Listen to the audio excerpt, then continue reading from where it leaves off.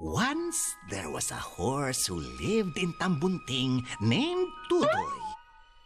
A horse with a simple dream, ang maging masaya, bongga at walang kasing ganda.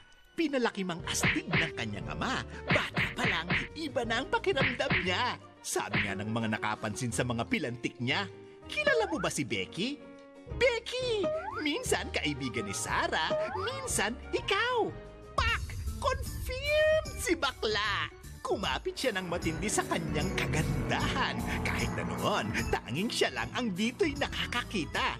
Sabi nga ng mga nanlait sa kanya, kung kasalanan ang maging maganda, huwag kang mag-alala ke, absuelto ka na. Ngunit ang mukhang yon, ginawa niyang puhunan. Kanyang kabayotic beauty sa comedy bar na mayagpag hanggang si Tutoy nakilala bilang Vice Ganda. Kasabay ng pag-alagwa ng kanyang karera, tumibok-tibok din ang puso ni bakla. Noon pa man, mga tambay at basketballista, malapit na sa bulsa niya, puso pala niya. At si Te, kung umaura, todong-todo talaga. Hirit niya sa mga boys. Pag sumama ka sa matalino, magiging matalino ka. Pag sumama ka sa pasaway, magiging pasaway ka. Try mong sumama sa akin. Malay mo, baka maging akin ka. Boom! Pero si ate, sa love life, minsan ay hirap. Ang hanap na true love, tila sa kanya ay mailap. Madalas talak niya sa jowa niya. Ang sweet mo sa akin, ang sweet mo sa kanya. Sa lahat, sweet ka. Tanong ko lang, leche flan ka ba? Pero di nagtagal, ang puso niya nakahanap din ng katapat.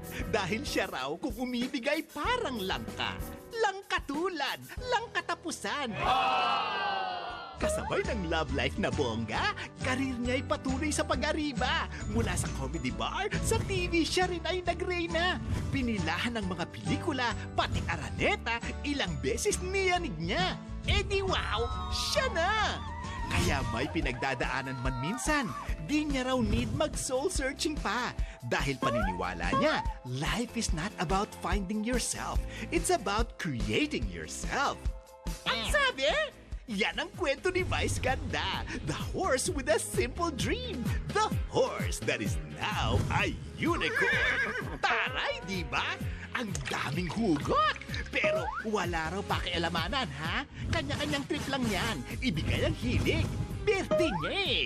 Kaya ngayong gabi, sabay-sabay tayo. Party pa more! Hugot pa more! Dito lang sa birthday special ng nag-iisang talented, alluring, sexy, charming, kind, sweet, soft-spoken, witty, at syempre, super pretty.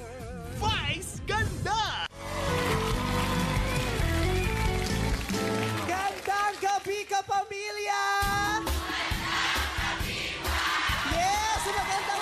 Magandang gabi at magandang tayong lahat!